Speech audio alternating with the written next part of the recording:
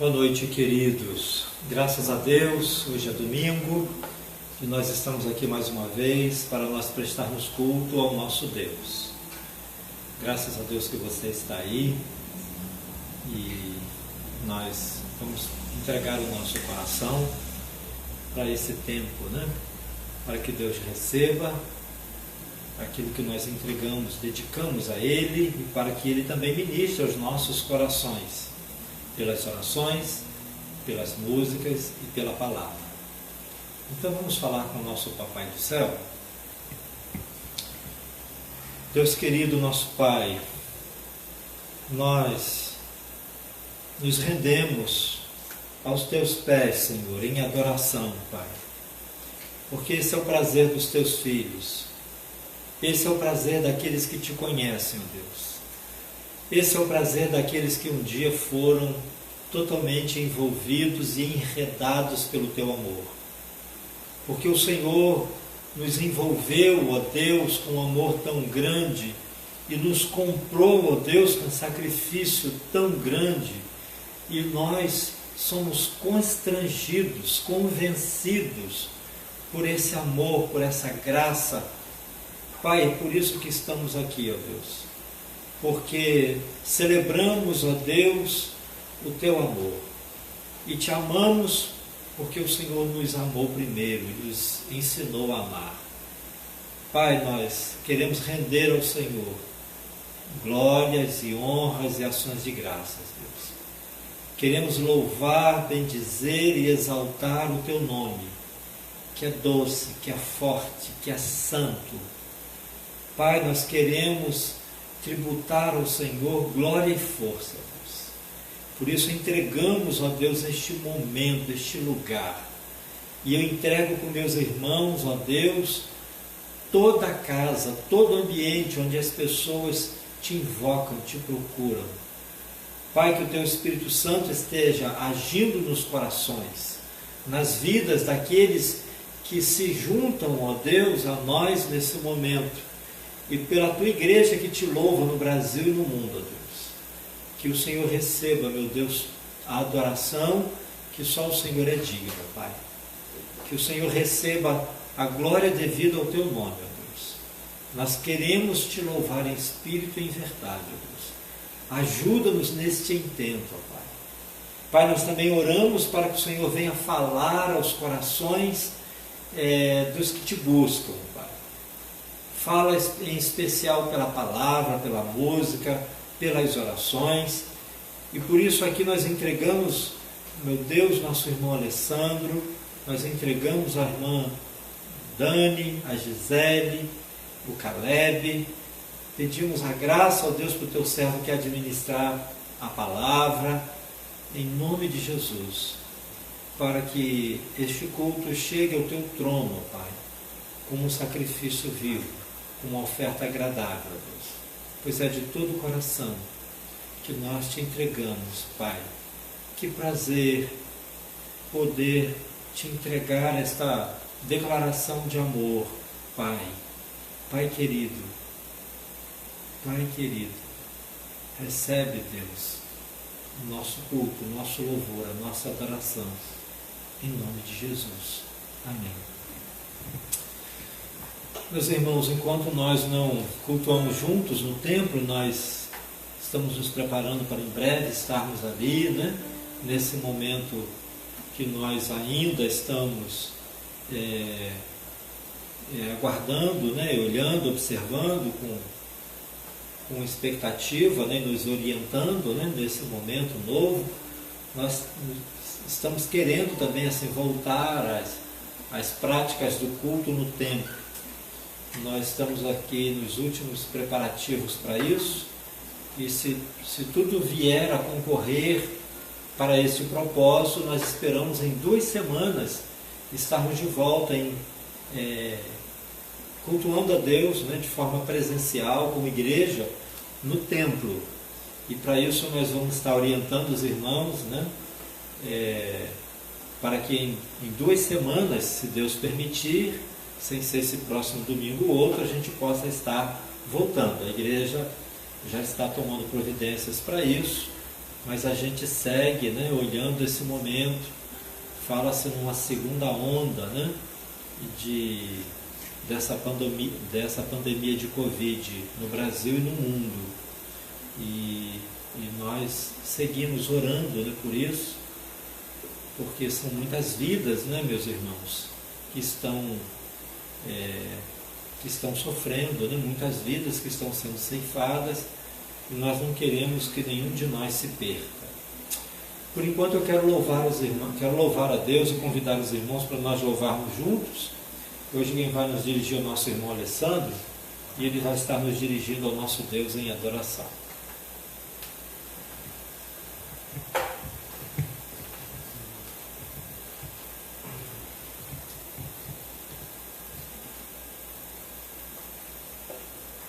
Boa noite. Boa noite, irmãos. Agora sim, o microfone está desligado.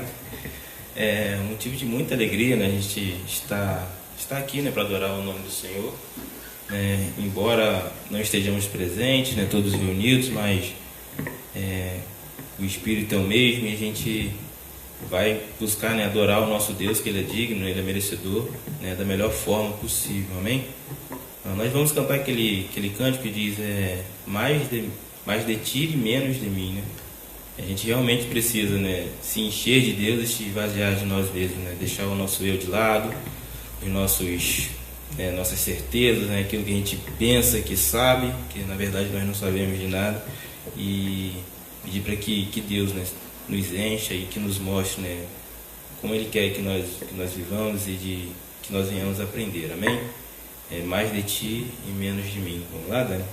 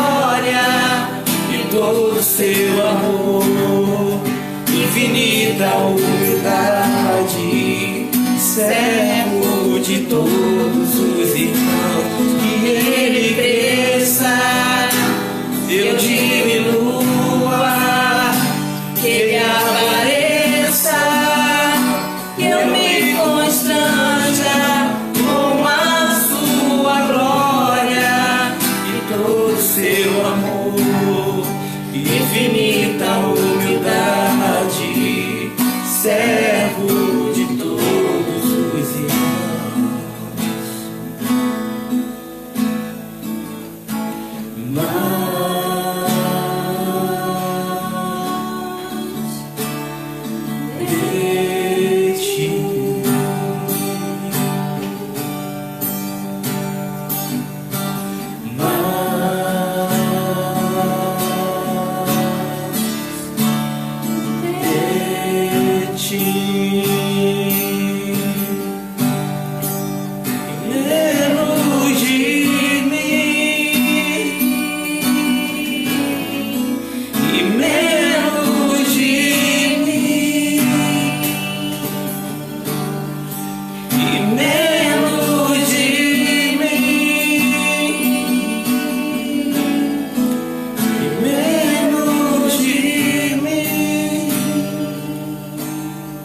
Amém? Que essa canção possa ser uma realidade em nossas vidas, né? Que realmente Deus venha crescer, que Ele venha mudar, né, o nosso interior e que a gente deixe de ser nós mesmos, né, para ser a pessoa que o Senhor quer que nós venhamos a ser. Tá? Vamos cantar aquele cântico, né? A Ele a glória, em nome de Jesus, porque dele e por Ele.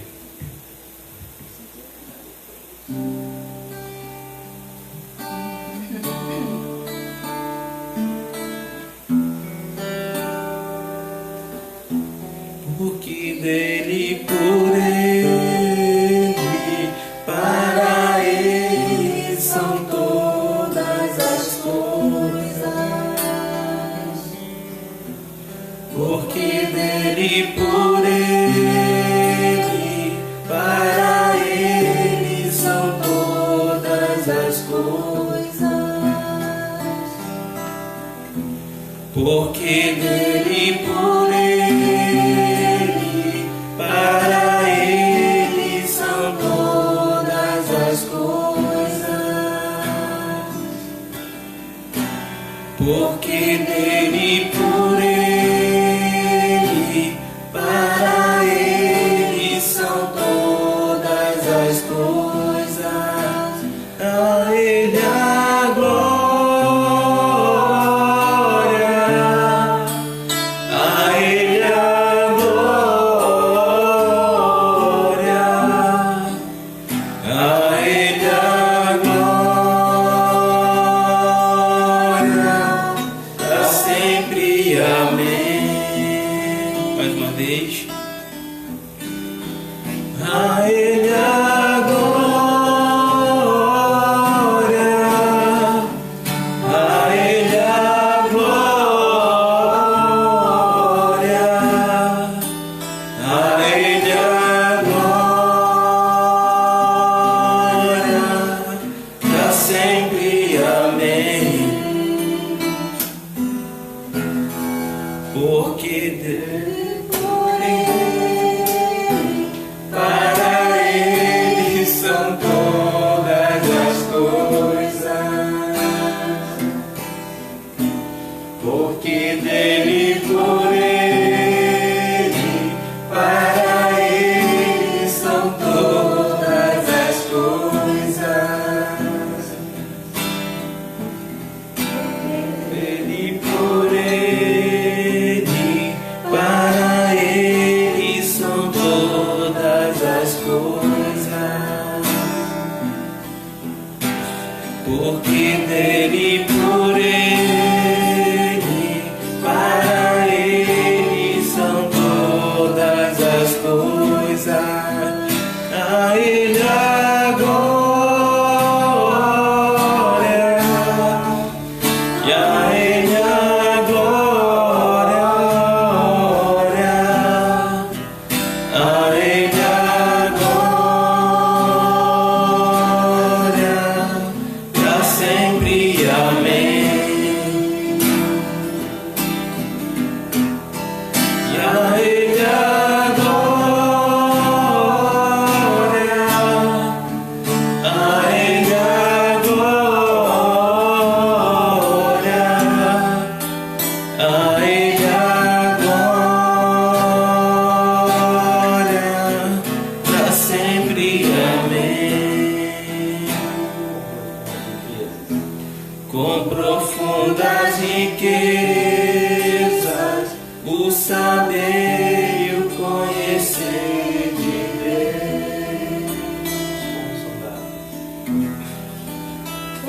insondáveis, seus juízos e seus caminhos.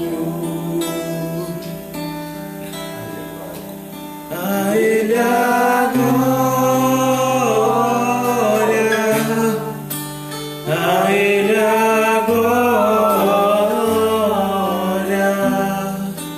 a Ele a glória, a sempre. Amém. Deus, muito obrigado, Pai, por este momento, Senhor.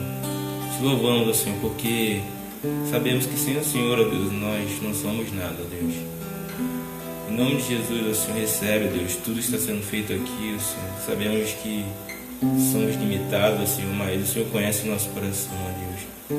Isso é o mais importante, Deus. O Senhor sabe o nosso sincero, Deus, e desejo de estar aqui e te louvar, ó Senhor. Que o Senhor continue, ó Deus, falando, Pai, aos nossos corações, agora através da palavra, ó Senhor. Que acima de tudo, Deus, o Senhor receba, Senhor, o nosso culto, Pai, em nome de Jesus. Amém.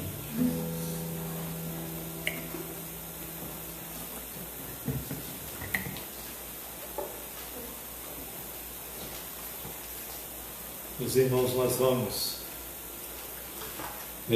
nós vamos ler a palavra juntos, vamos à reflexão da palavra, e de todo o meu coração eu desejo que Deus fale ao seu coração também, que Deus ministre sobre sua vida uma porção especial através da palavra. Nós vamos ler a passagem do Evangelho de João, no capítulo 8, os primeiros 11 versículos. Este texto conta a história, de uma mulher que teve um encontro com Jesus. Foi um encontro meio forçado, a gente vai ler, mas é uma história linda, interessante, E como sempre, as pessoas que se encontram com Jesus têm suas vidas profundamente transformadas por Ele, Jesus. Evangelho de João, capítulo 8, os primeiros versículos dizem assim: porém Jesus foi para o Monte das Oliveiras, e pela manhã cedo voltou para o templo, e todo o povo vinha ter com ele, e assentando-se os ensinava. E os escribas e fariseus trouxeram-lhe uma mulher apanhada em adultério. E pondo-a no meio, disseram-lhe: Mestre, esta mulher foi apanhada no próprio ato, adulterando. E na lei nos mandou Moisés que as tais sejam apedrejadas. Tu, pois, que dizes? Isso diziam eles, tentando-o, para que tivesse de que o acusar. Mas Jesus, inclinando-se, escrevia com o dedo na terra. E como insistissem, perguntando-lhe, endireitou-se e disse-lhes: aquele que dentre vós está sem pecado, seja o primeiro que atire pedra contra ela. E tornando a inclinar-se, escrevia na areia. E quando ouviram isso, saíram um a um, a começar pelos mais velhos até os últimos. Ficaram só Jesus e a mulher, que estava no meio. E endireitando-se Jesus, e não vendo ninguém mais do que a mulher, disse-lhe: mulher, onde estão aqueles teus acusadores? Ninguém te condenou?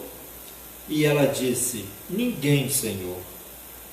E disse-lhe Jesus: nem eu também te condeno. Vai-te e não peques mais. Amém. Meus irmãos, eu quero pensar um pouquinho na história de vida dessas pessoas, desses personagens aqui envolvidos nessa trama, nesse enredo, nessa história bíblica tão interessante. E depois trazer algumas lições algumas coisas com as quais nós esbarramos e nos parecemos para aplicar a nossa vida.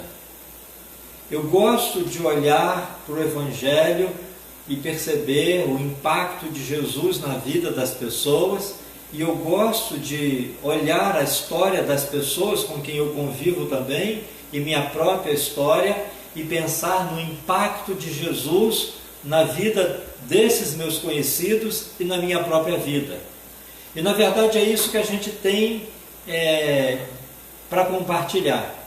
O impacto de Jesus, a mudança que Jesus faz quando se tem um encontro pessoal com Ele, e que nesse encontro há uma entrega. Nem todos os que se encontram com Jesus se rendem a Ele. E aqui nessa história nós temos dois personagens, né, distintos, e também com posturas distintas diante de Jesus. O primeiro personagem, ou os primeiros personagens, ou o primeiro grupo de personagens, é esse grupo que a Bíblia descreve aqui no versículo 3 como o grupo dos escribas e fariseus. Esse é o primeiro grupo de personagem, o primeiro tipo de personagem, que na verdade é um tipo. E aqui nós temos um outro personagem, né, além de Jesus e da multidão, que é uma mulher que tinha sido pego num ato flagrante, adulterando. Mas vamos ao texto e vamos à interpretação do texto nos seus pormenores. O texto fala que Jesus estava em Jerusalém.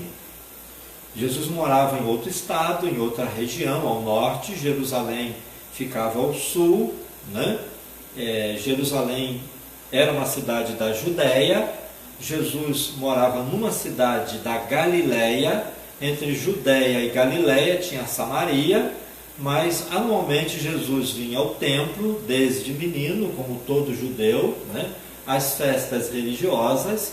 E esse episódio aqui acontece já no tempo final, né? Nos últimos meses de vida de Jesus. Ele vai à festa dos tabernáculos, uma das festas religiosas tradicionais do calendário judaico daquele tempo. E diz a palavra no versículo 7 que Jesus estava ali e ele aproveitava para estar com as pessoas, ouvir histórias, mas também ensinar as pessoas. E ele tinha estado até bem tarde da noite do dia anterior. E já tarde, cada um foi para a sua casa. O capítulo 7 termina assim, né? Versículo 53. Terminaram as festas, já ficou tarde, o povo estava cansado, Jesus tinha estado com bastante gente, e aí cada um foi para a sua casa. E diz a palavra que Jesus não foi para nenhuma casa, ele foi para o Monte das Oliveiras. Ali muito possivelmente ele se abrigou, né, em algum abrigo, em alguma gruta, embaixo de alguma árvore, e ele tirou ali algumas horinhas de sono, diz a palavra, e pela manhã bem cedo voltou ao templo. O templo, irmãos, era o centro da vida do judeu. Era o centro social, era o centro político, era o centro religioso. As coisas aconteciam em torno do templo. O templo, na verdade, representava a própria identidade do judeu. Então, estar ao templo era assim, uma celebração que invocava a identidade daquele povo. E Jesus estava no templo.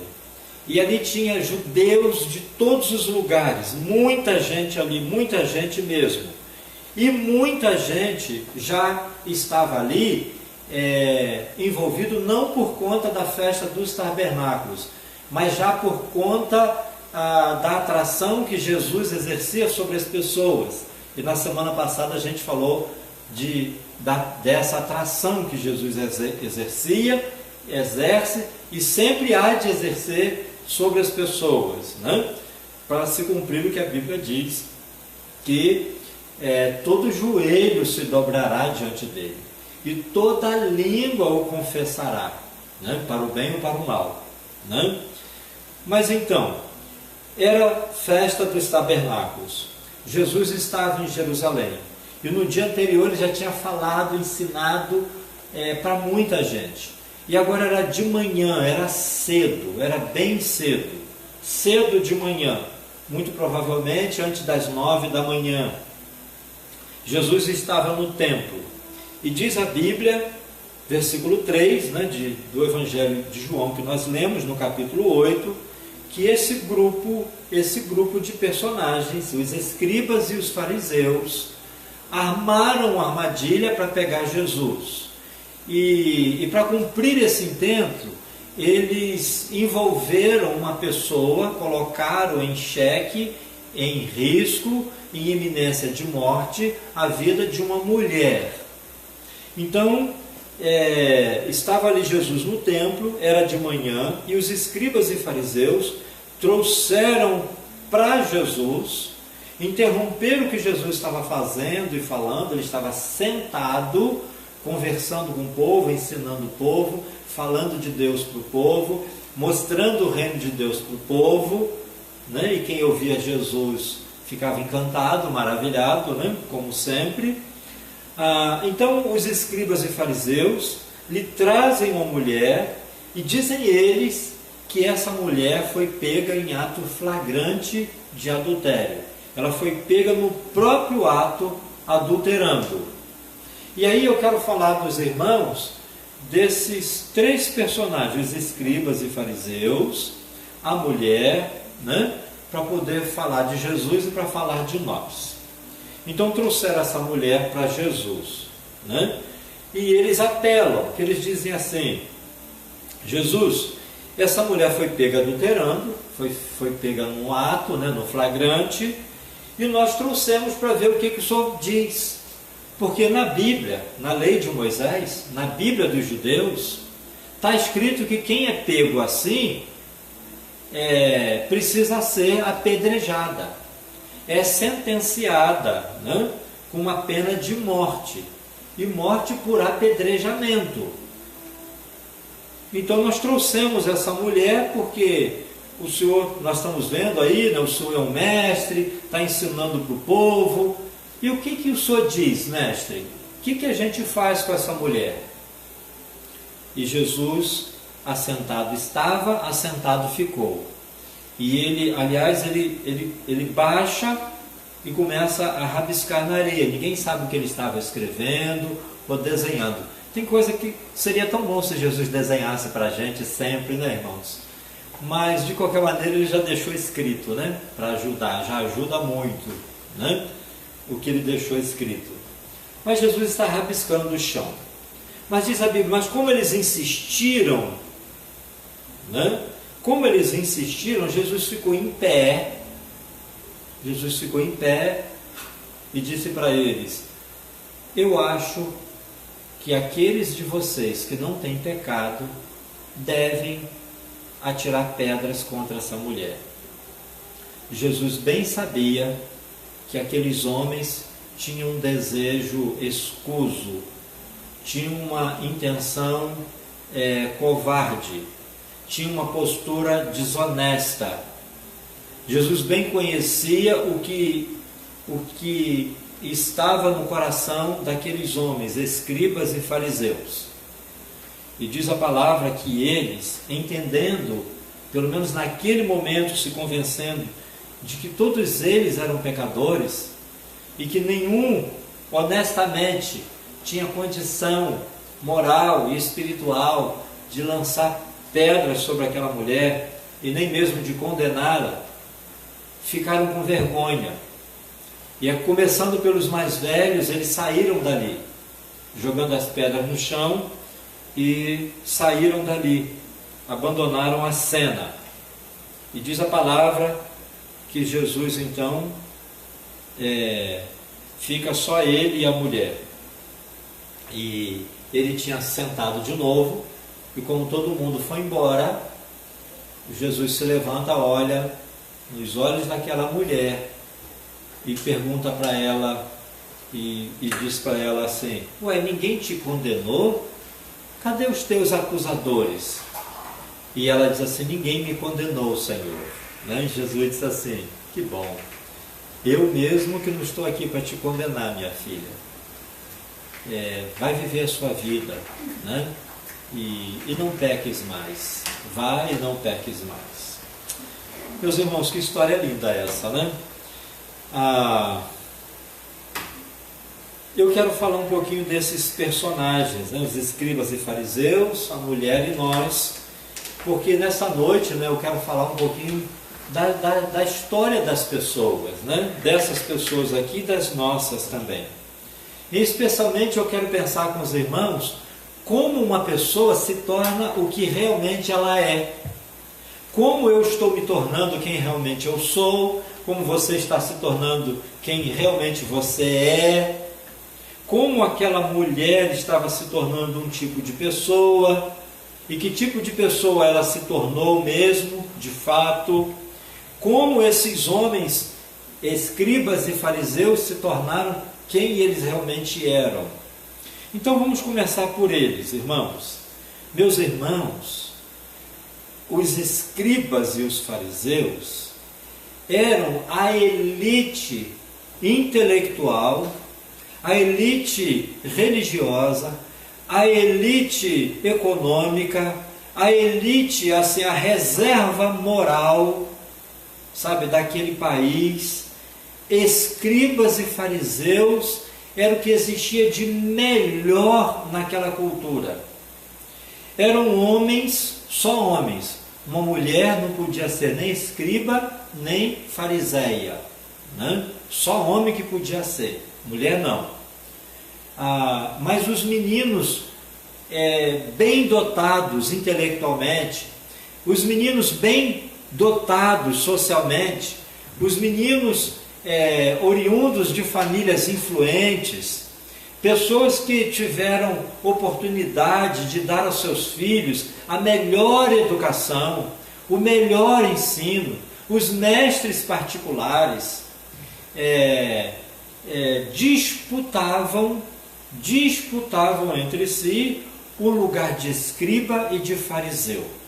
O escriba era uma espécie de alguém formado, né, no direito religioso, no direito civil, no direito penal, e era alguém que era ensinado, né, pela tradição religiosa e filosófica, né, daquele país, daquela cultura.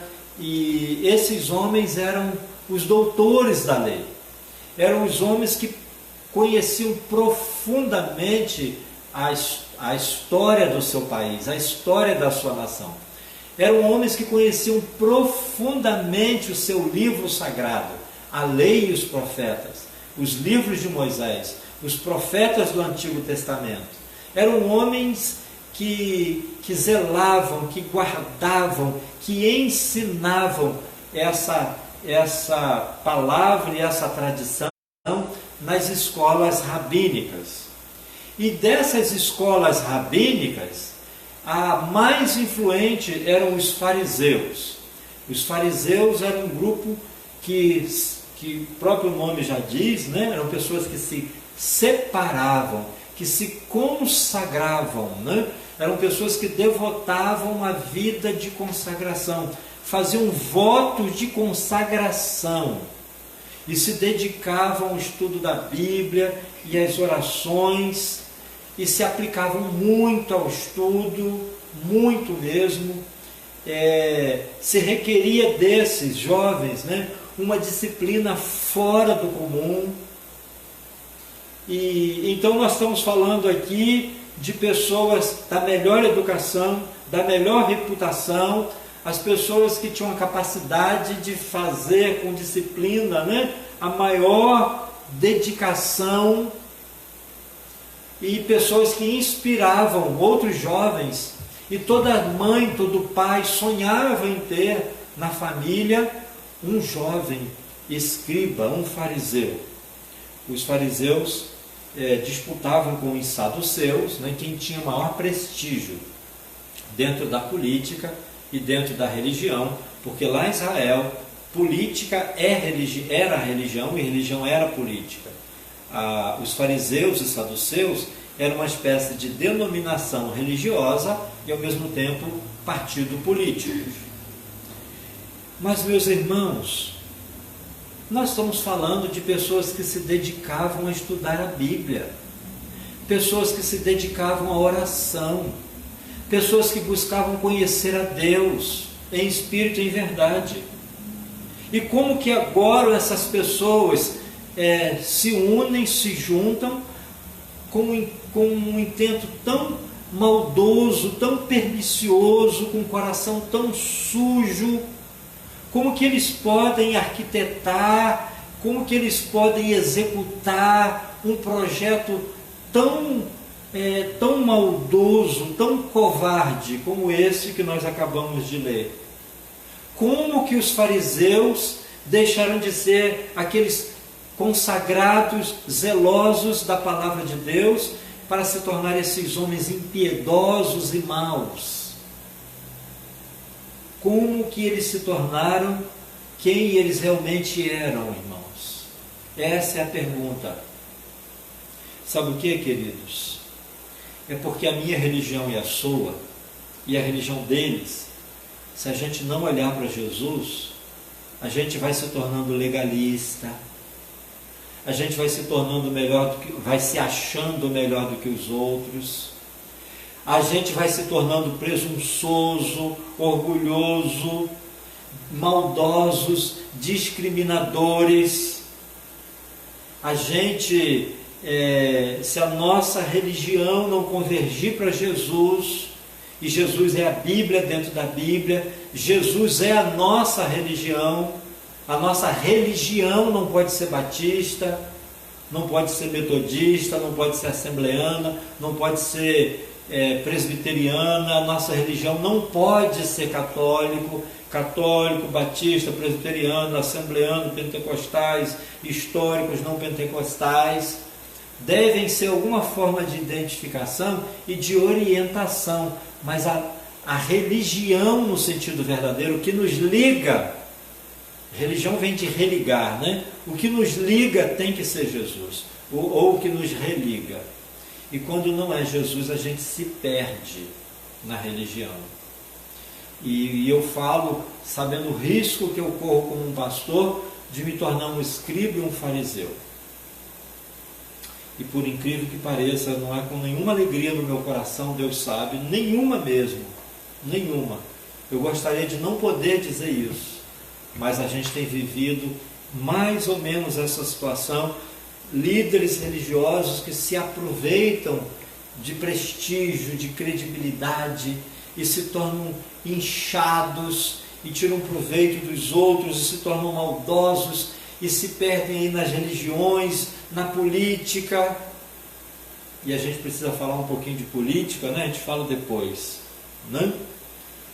Mas uma pena que esse grupo, escribas e fariseus, acabaram se tornando uma espécie de pessoas tão longe do propósito que Deus quer para uma pessoa que o procura, que lê a Bíblia. É uma pena que uma pessoa que lê a Bíblia tenha atitudes e comportamentos e desenvolve um caráter tão longe do de Cristo, tão longe do dele, longe mesmo. Mas, meus irmãos, eles não nasceram assim, eles não nasceram orgulhosos, eles não nasceram presunçosos, eles não nasceram discriminadores, eles não nasceram maldosos, eles não nasceram assassinos, porque aqui nós estamos diante de assassinos. Eles não nasceram diante de inimigos de Deus, eles se tornaram, porque um abismo chama outro abismo, um erro chama outro erro, uma mentira puxa outra mentira, como a própria Bíblia diz. E é uma pena que tomaram um caminho fora do ensino de Jesus, do caráter de Jesus. Como eles não se identificaram com Jesus, ficou muito flagrante, a presença de Jesus acentuou a diferença deles e de Cristo, acentuou ainda mais a identidade deles como inimigos de Deus e inimigos de Cristo. E a gente lê nos evangelhos, os escribas e fariseus aparecem muitas vezes, dezenas de vezes, todas as vezes com uma atitude ruim, errada e maldosa, sempre em oposição a Jesus, sempre querendo fazer Jesus tropeçar em alguma coisa, sempre querendo envolver Jesus na sua maldade, sempre, sempre. Eles não nasceram, irmãos, assim, eles se tornaram assim. Em algum momento da vida deles, eles se desviaram do caminho e acabaram se tornando esses assassinos, porque dessa vez eles não mataram fisicamente uma mulher, mas esse era o intento, e talvez não mataram biologicamente, fisicamente, mas mataram-na na sua reputação, mataram-na socialmente, e podia terem a matado também espiritualmente, não fosse Jesus. Mas aí a gente fala também um pouquinho dessa mulher, né, apanhada em ato flagrante de adultério. É isso que diz o versículo 3. E o versículo 4 diz que os homens trazem essa mulher, botam no meio e diz, na lei de Moisés, na Bíblia judaica, está escrito que uma pessoa assim, né, deve ser apedrejada. E eles diziam, o que o Senhor diz? E diz ainda o versículo 6, que eles diziam isso tentando Jesus, para ver se tivessem alguma coisa de que acusar Jesus. Eles fizeram isso com um propósito sujo, covarde, cruel, maldoso. E Jesus não caiu na provocação deles. Jesus estava na sua paz e na sua paz ele ficou. Mas Jesus livra essa mulher. Interessante que eles trazem uma mulher. E eles dizem que essa mulher está adulterando. Se ela está adulterando, a gente pode entender duas coisas. Primeiro, que essa mulher é casada, né? Porque adulterar é trair o marido ou trair a esposa, né? Uma pessoa que não é casada não adultera, né? Pode cometer outras formas de pecado, né, com relação a sexo e sexualidade, mas não exatamente adultério. Mas se ela foi pega em ato flagrante de adultério, é porque ela era casada e ela estava adulterando com outra pessoa. Ninguém adultera sozinha ou sozinho. E por que trouxeram uma mulher? Porque tudo leva a crer, tudo dá a entender que armaram uma cilada, armaram uma situação, pagaram um homem vil, né?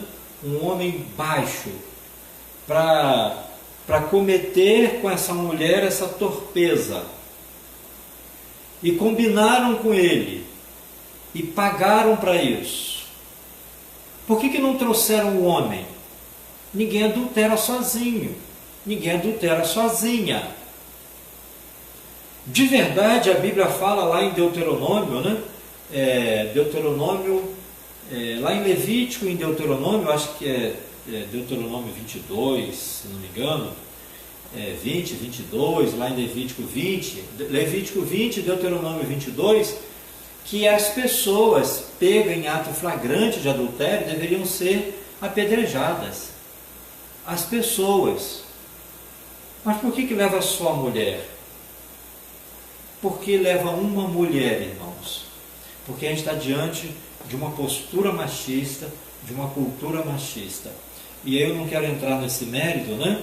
Mas o mundo é feminista, mas as religiões em geral são machistas, né? As religiões em geral são muito machistas, né? O que nós podemos dizer dessa mulher? A gente não tem muita informação dessa mulher, né? Mas primeiro, não é uma prostituta, porque uma prostituta não adultera, né? E uma prostituta, em geral, não trabalha essa hora da manhã, ou pelo menos não trabalhava à noite, né? Nós podemos dizer que essa mulher é uma vítima da maldade dos escribas e fariseus.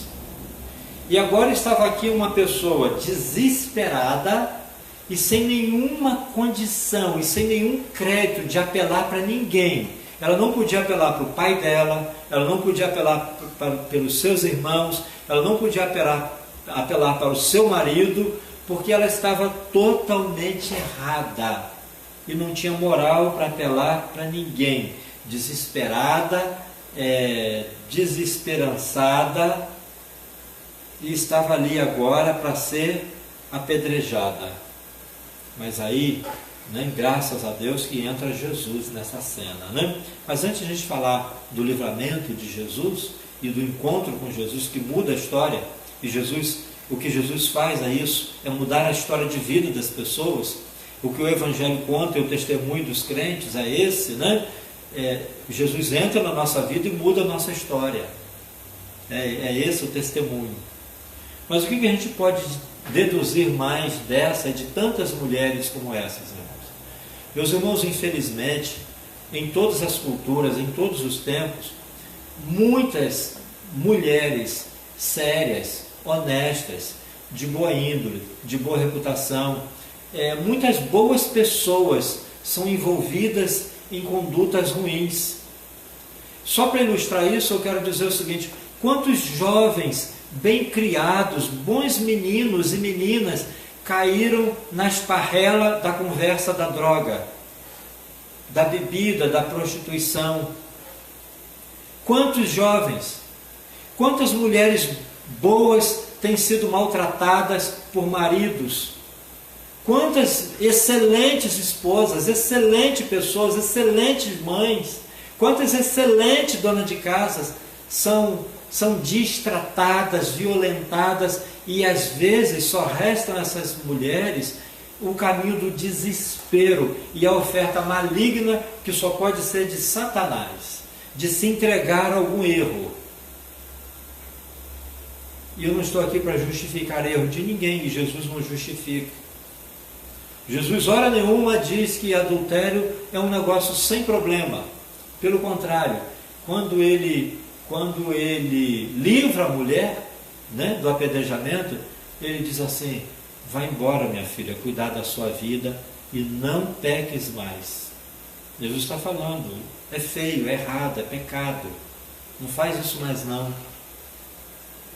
Mas quantas pessoas boas, especialmente mulheres, por algum desespero, cometeram algum desatino e acabaram se comprometendo de alguma forma, perdendo seus créditos, perdendo a sua reputação, perdendo seus valores.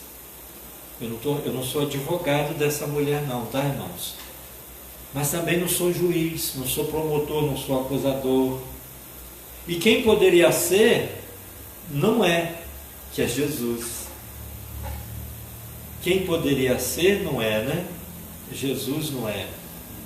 Meus irmãos, eu me identifico muito com essa mulher. Sabe por quê? Porque, não que eu tenha sido um dia pego em ato flagrante de adultério, porque humanamente falando eu nunca adulterei. Eu sou casado há mais de 23 anos, eu nunca traí a minha esposa. Eu já traí a Cristo, a Jesus. Sabe, esse eu já traí. E eu tenho com Jesus e com Deus um casamento também. Então também me sinto adúltero. E outra coisa, além do mais, a Bíblia diz que quando a gente olha para alguém com um olhar de sensualidade, de desejo, de maldade, no seu coração você já adulterou. Então talvez eu não tenha traído só fisicamente, só consumado o ato, né? Mas o fato é que eu me identifico com esta adúltera. E para falar a verdade, irmão, sabe o que eu penso? é que todos nós somos adúlteros e adúlteras. Aliás, é isso que Pedro diz. Pedro nos chama de adúlteros e adúlteras, né? Quando a gente, de alguma maneira, né, se acostuma e justifica os nossos pecados, né? Pedro diz, somos adúlteras e adúlteros. E aí, meus amados, é claro que não dá para deixar de falar de Jesus. Jesus estava ali, o mestre, né? Um dia de festa religiosa, de manhã, o mestre falando às multidões, ensinando acerca do reino de Deus. Ali estava o profeta maior, o que melhor e quem mais fez Deus conhecido. E ele fez tão conhecido que certa vez ele falou, quem me vê, vê Deus, porque eu e o Pai somos um. Ninguém nunca viu a Deus, mas muita gente teve o privilégio de olhar para Jesus. E a Bíblia fala de forma tão clara, né, irmãos, que Deus amou o mundo de tal maneira, que deu o seu Filho unigênito, para que todo aquele que nele crê não pereça, mas tenha vida eterna. Porque Deus enviou o seu Filho ao mundo, não para que condenasse o mundo, mas para que o mundo fosse salvo por ele. Mas a condenação do mundo é essa, diz a Bíblia, que a luz veio ao mundo, mas as pessoas amaram mais as trevas do que a luz, porque as suas obras eram maldosas, eram perniciosas. Ali estava Jesus, o mestre, o profeta. Ali estava o jovem pregador que encantava as multidões, que falava aos corações, que mexia com a sensibilidade, que sabia se colocar no lugar do povo, né? No lugar de cada um. Ali estava o homem mais igual aos outros, de todos os tempos. E ali estava o homem mais diferente dos outros, de todos os tempos. Ali estava o líder de Israel, o sábio dos sábios. Ali estava, sobretudo, o Deus compassivo em forma de homem, o Deus misericordioso e compassivo, o Deus Salvador, o Salvador homem, que vai entregar seu corpo e seu sangue, né, para a salvação de todo aquele que crê. Ali estava o perdoador, ali estava o libertador Jesus, que libertou, né? Ali estava aquele que muda a história das pessoas. E essa história é maravilhosa, porque diante de Jesus, a mulher foi liberta do seu pecado e ela foi liberta da sua condenação. E de quebra, Jesus a liberta também de uma cilada religiosa, né? Dela não ter sido convencida, né, de que a postura religiosa daqueles homens maldosos era assim alguma coisa divina. Pois é, queridos, essa história é linda. E essa história conta um pouco da nossa história. Eu não sei quem você está se tornando, mas essa história nos remete a isso, né? Quem sou eu de verdade, né? Que tipo de pessoa que eu estou me tornando? Quem é você? Que tipo de pessoa que você está se tornando? Não é que um dia eu e você também fomos uma pessoa condenada? Não por Jesus, né? Mas porque os nossos pecados, nossos delitos nos acusavam diante de Deus como crimes dignos de morte mesmo.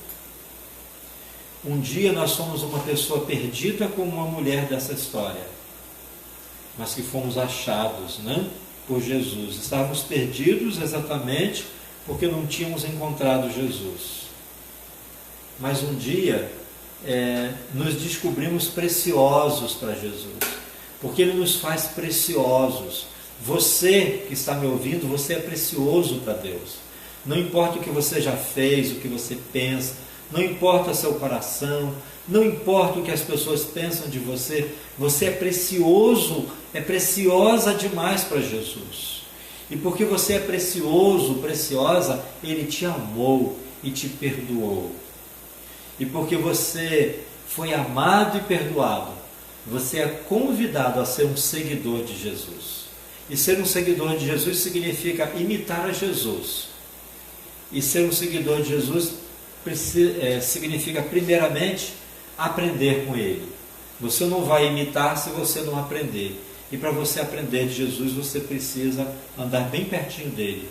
Um seguidor que procura seguir intencionalmente é chamado de discípulo.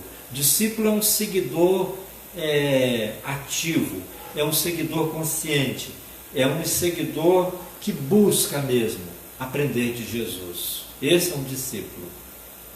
Esse é um discípulo. Um dia fomos perdidos e agora estamos achados. E fomos achados em Jesus. E agora Jesus nos encanta. E nós queremos aprender mais dele para imitá-lo, né, para os outros. Aliás, né, o sentido de aprender de Jesus é de desfrutar dele e de apresentar e imitá-lo para outras pessoas. Que esse Jesus nos abençoe. Que a graça de Deus seja sobre sua vida, meu irmão, em nome de Jesus. Vamos orar? Pai, eu oro agradecendo pela palavra que o Senhor nos deu. E que essa palavra nos inspire, ó Deus, a nos tornar quem realmente nós queremos ser. Discípulos amados. Pessoas que um dia foram achadas. Pessoas que um dia foram perdoadas. E que agora são bem-aventurados filhos de Deus, imitadores de Cristo, seus irmãos mais novos. Obrigado por essa história, obrigado por esse tempo, e eu peço a Tua graça sobre todos aqueles que estão ouvindo a Tua palavra, em nome de Jesus. Amém. Pois bem, meus irmãos, antes da gente encerrar, quero dar aqui duas palavras, e acho que ele vai cantar um pouquinho para a gente ainda. Tem uma música ainda? Tem, né? Então, meus irmãos, duas coisas. Primeiro, que a gente está nessa expectativa de voltar, não voltar. A gente está ainda, né? Obra de igreja, a famosa obra de igreja. A gente procurou ampliar o templo, né? Dar um pouquinho mais de beleza, de reestrutura, né? Enfim. E em breve, se Deus quiser, a gente vai estar ali reunido. Nós temos o desejo, irmãos, de voltar a reunir no templo daqui a 2 domingos, sem ser o próximo, o outro. E a gente vai estar reforçando isso, né? Ou não, no próximo domingo. Por quê, irmãos? Porque nós dependemos sobretudo, irmãos, de como as coisas estão ficando em Macaé. Porque a gente estava assim num momento de baixa, né? De casos, né? De Covid, né? De infecção por Covid no nosso município, mas como é uma onda global, há um alerta em Macaé, há um alerta. E há pouco nós perdemos um irmão por Covid que tem a ver com esse processo, né, também de reabertura de templo, né, de igreja. Né? Então, eu peço aos irmãos que orem por isso, orem por esse processo na igreja. E orem por esse momento na nossa cidade, no Brasil e no mundo. Não cessemos de clamar e de pedir a graça e a misericórdia do Senhor nosso Deus.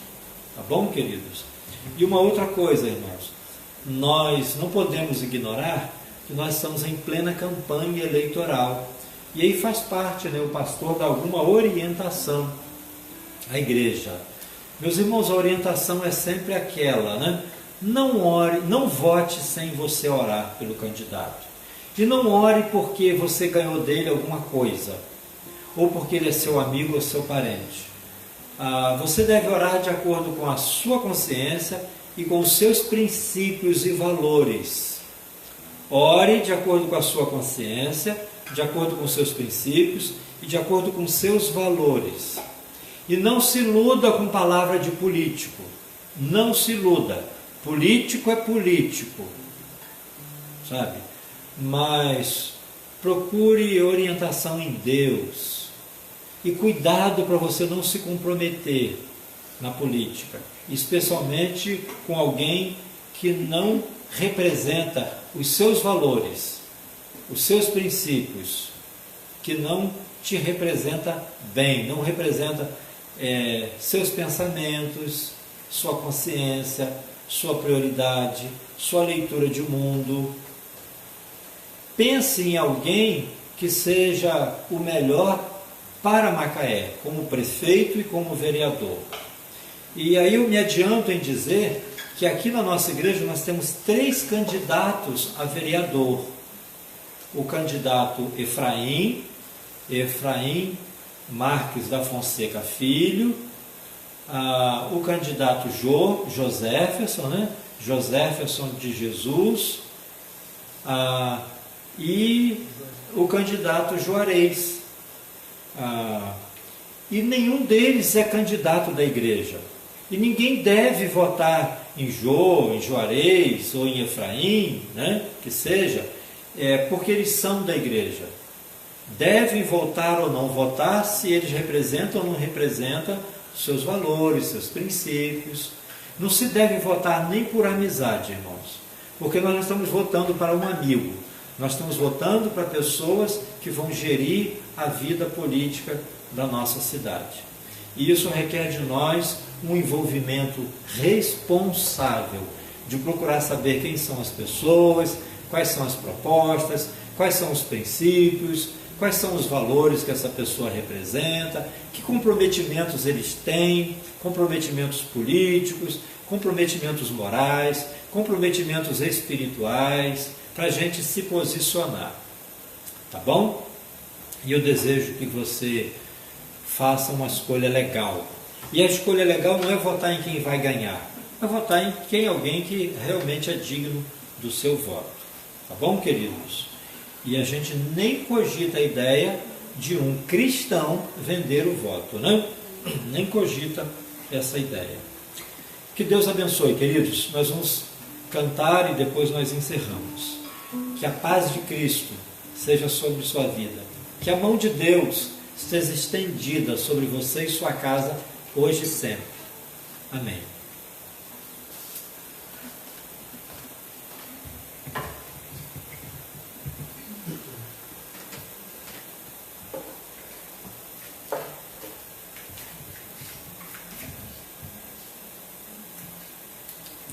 Amém, boa noite. Estamos encerrando, né, o nosso culto, né, com a graça do Senhor, e também iniciando essa semana, e que Deus continue, né, nos abençoando, e que durante a semana a gente continue meditando nessa palavra, e que nós realmente venhamos, né, buscar estar mais próximo de Deus e de entender aquilo que Ele quer que nós venhamos a ser, né? Amém? Vamos cantar o cântico, né, Em Teus Braços, e nós vamos estar encerrando esse culto, amém?